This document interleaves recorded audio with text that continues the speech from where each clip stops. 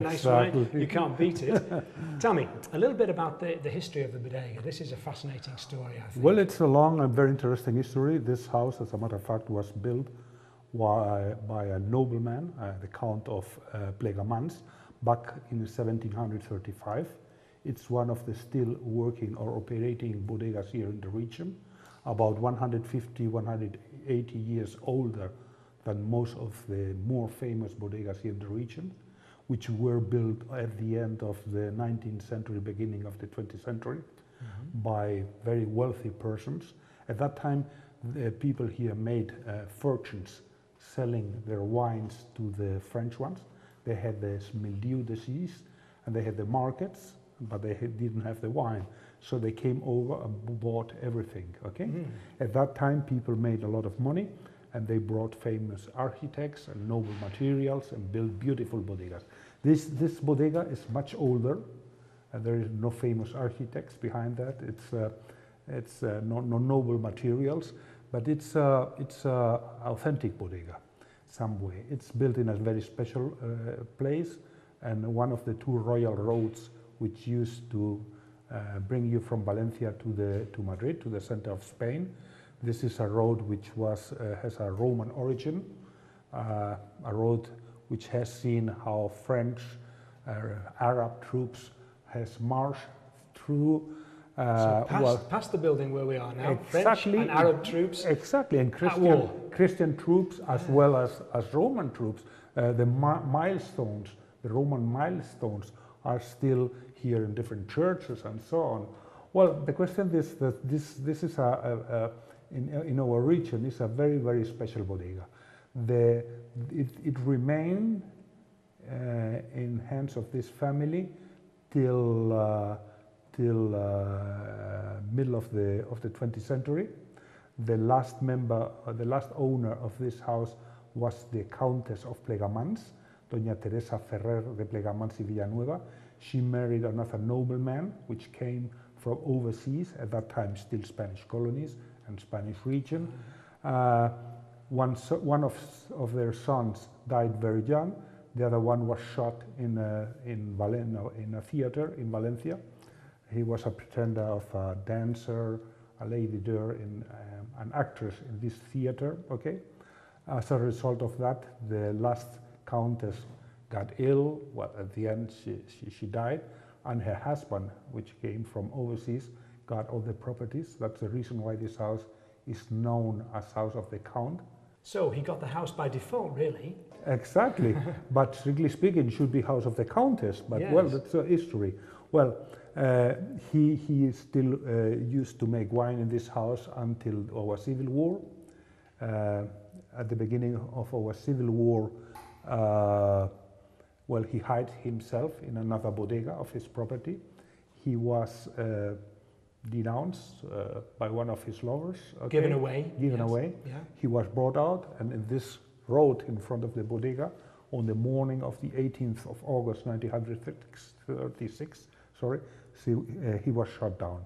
And so he was executed? Executed, yes. In the Civil War, all these properties were lost, the wine, just nothing left. From the big fortunes of the Plegamans house, nothing, not even the ashes remained, okay? One of the sons of this gentleman, the last count, okay, which he had from other relations, okay, a very well-known person here in this region, who was a professor here in the school. He was a chemist. He could recover this property and some vineyards. He transformed then the property into a vinegar factory.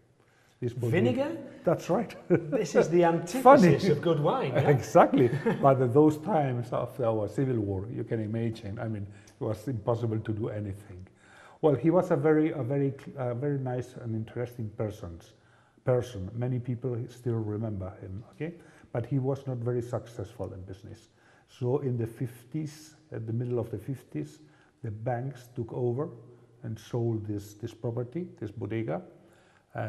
A period started then in which it changed many times from hands. Okay, it was just a storehouse and so, until at the beginning of the 90s, this bodega was bought by a family from Utiel. and it was a butcher. He had 3 sons. The two older ones worked very well with the father, but the smallest one was a sort of, the father couldn't get very well with him. So he decided, well, let's find something in which the smallest kid can, some job, some work in which he can... To keep him out of trouble. Exactly, exactly. I've been there. Yeah, go on. And he bought this bodega and transformed it into discotheque. This was known as Tropico, as Casa El Conde, as Viper, and so on. And this was the shape this building had when we bought it back on the 12th of February 2002. Let me guess, you were here one night dancing away with your girlfriend who became your wife, and you decided you'd like to buy the building. No, this is too romantic a story. No, and not true in this case, because especially this bodega was many times shut down by police because there was too much alcohol and too many other things going on. So no. It was not. I think the father of this young guy who bought this building in order to get him a serious job didn't succeed in his intention. Well, at the time of the discotheque, they did the worst things to the building. You can imagine. Mm-hmm. They destroyed the ceiling of the wine tanks, the former wine tanks. The tanks were underground. Yeah, underground. They fill it with stone and with earth and so on. Well, all of this had to be recovered. As a matter of fact, this area over there, that was the dancing floor. Can you imagine that? But at least the building was kept in use.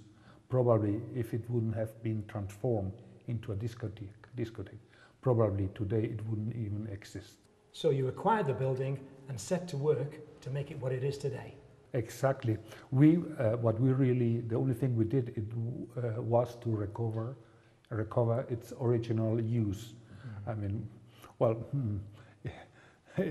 people which visit and knew this building at that time and have come back in the last years, they say, well, the trees in front of it, they are the same, the pine trees and so, but I would swear that this is not the discotheque, and so much has it changed. Yeah. Okay.